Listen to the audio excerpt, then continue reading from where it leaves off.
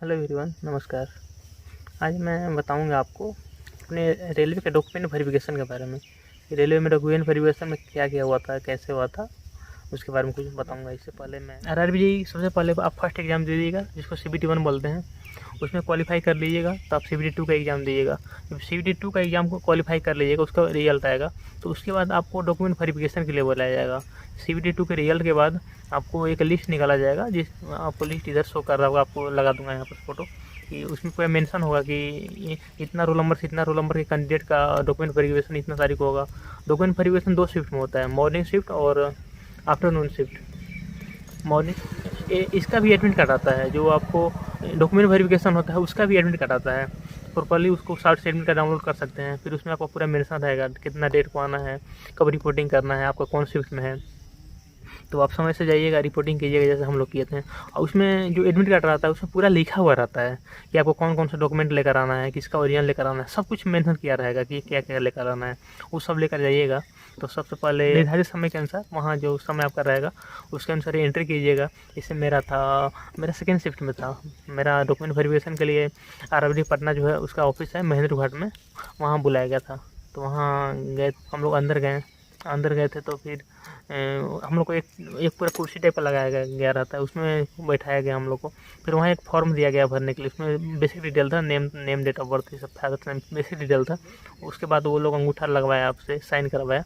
फिर धीरे धीरे एक एक करके बुलाने लगा कि सीरियल वाइज कि हाँ नाम बोल रहा था कि हाँ ये नाम का लड़का जो शायद फॉर्म भर कर ले गया था ना, तो उसी से देख कर बोल रहा था कि हाँ आइए। तो अंदर गए थे हम लोग। तो अंदर देखें कि पूरा टेबल लगा हुआ है, उसमें जो डॉक्यूमेंट वेरिफिकेशन करने वाले लोग थे वो लोग बैठे हुए थे। सबसे पहले हम लोग का बायोमेट्रिक जांच हुआ था, जो बायोमेट्रिक CBT 1 में और जो बायोमेट्रिक CBT 2 में हम लोग दिए थे। और उसमें जो तस्वीर लिया गया था वो भी उन लोगों का सुरक्षित रहता है। तस्वीर से मिलान भी करते हैं और बायोमेट्रिक भी मिलान करते हैं। जब मिलान हो जाता है तब आपको आगे का प्रोसेस शुरू होता है। उसके बाद जो आपका डॉक्यूमेंट है, जैसे मैट्रिक का सर्टिफिकेट हो गया, अगर इंटर किए तो इंटर का, अगर आप डिप्लोमा किए तो डिप्लोमा का, अगर आप बीटेक किए तो बीटेक का सर्टिफिकेट को जांच किया जाएगा। आपका जाति प्रमाण पत्र है उसको जांच किया जाएगा, उसको वो लोग ऑनलाइन ही देख लेंगे। सब चीज़ होने के बाद आपको एक मेडिकल मेमो दिया जाएगा। मेडिकल मेमो में वो भी लाइक मेडिकल के लिए एडमिट कार्ड ही है। उसमें पूरा डिटेल मेंशन रहता है कि आपको किस हॉस्पिटल में जाना है, उसका टाइमिंग कब से रहेगा, आपको कैसे जाना है, जिसे पूरा लिखा रहता है कि आपको भूखे पेट जाना है, इतना बजे रिपोर्टिंग करना है, सब लिखा हुआ रहता है। तो मेडिकल मेमो, जैसे हम लोग का मेडिकल मेमो में लिखा हुआ था कि आपको दानापुर में डिविजनल रेलवे हॉस्पिटल दानापुर में जाना है। तो वहाँ पर गए थे, टाइम भी मेंशन किया हुआ था, तो हम लोग गए थे। तो यही प्रोसेस होता है। और सबसे मेन पॉइंट ये भी होता है ना कि जैसे मान लीजिए किसी का DV शेड्यूल किया गया किसी दिन, और उसी दिन उसका एक्सीडेंट हो गया या उसी दिन उसका तबीयत खराब हो गया, तो कोई भी रीजन से अगर वो नहीं पहुँच पाया तो कोई दिक्कत वाली बात नहीं है। वो नहीं पहुँच पाया तो बाहर हो जाएगा, नहीं। रेलवे DV शेड्यूल में एक डेट ऐसा रखता है कि इसमें जैसे मान लीजिए 1 से 10 तक DV शेड्यूल है, 1 से 9 तक का सबका रोल नंबर दिया रहता है। और जो अंतिम दिन जो DV होता है वो उस कैंडिडेट का होता है जो 1 से 9 तक में नहीं पहुंच पाया, तो उस दिन वो पहुंच सकता है, अपना DV करा सकता है।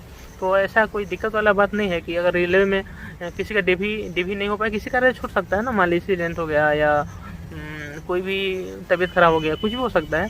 तो उसके लिए एक अलग डेट मेंशन किया रहता है DV शेड्यूल में, इसलिए OBC में रेलवे अपना एक अलग फॉर्मेट देता है, जो फॉर्मेट आपको यहाँ शो कर रहा होगा कि इस फॉर्मेट में आप OBC बना कर लाइए। तो आप ले भी जा सकते हैं, मैं भी ले गया था, लेकिन वो लोग चेक नहीं किए थे। जो सेंट्रल गवर्नमेंट का जो फॉर्मेट होता है जिसमें बनता था हम लोग के यहाँ, उसी फॉर्मेट में ही वो लोग चेक किए हैं, वो मांगे ही नहीं, तो मैं दिया भी नहीं। और कोई भी डॉक्यूमेंट में कोई प्रॉब्लम होता है, जैसे कोई डॉक्यूमेंट में कोई मिसिंग है, तो ये नहीं कि आपको डायरेक्ट वो लोग बाहर कर देते हैं। आपको समय दिया जाता है डॉक्यूमेंट को सबमिट करने के लिए। मान लीजिए अगर कोई मेजर प्रॉब्लम हो गया, जैसे आपके पास सर्टिफिकेट ही नहीं है, तो फिर इशू हो सकता है। कुछ आपकी माइनर प्रॉब्लम है, जैसे आपका OBC उसमें तक नहीं बन पाया है, तो ये सब प्रॉब्लम वो लोग आगे बढ़ा देते हैं आपको फाइल को मेडिकल के लिए, और एक रिमार्क्स लिख देते हैं कि इनका जब भी पोस्टिंग होगा इनसे आप OBC लेने के लिए बोलते हैं। और एक प्रॉब्लम अगर आप लोग पास है, बहुत लोग पास ये भी प्रॉब्लम होता है कि कुछ फॉर्म अप्लाई करने में कुछ मिस्टेक हो जाता है। जैसे किसी का नाम का स्पेलिंग गलत हो गया, किसी का फादर का स्पेलिंग गलत हो गया, किसी का एड्रेस गलत हो गया, तो ये सब छोटा छोटा मिस्टेक है। तो इसमें भी कोई घबराने की बात नहीं है, उन लोग का समाधान इसका रहता है।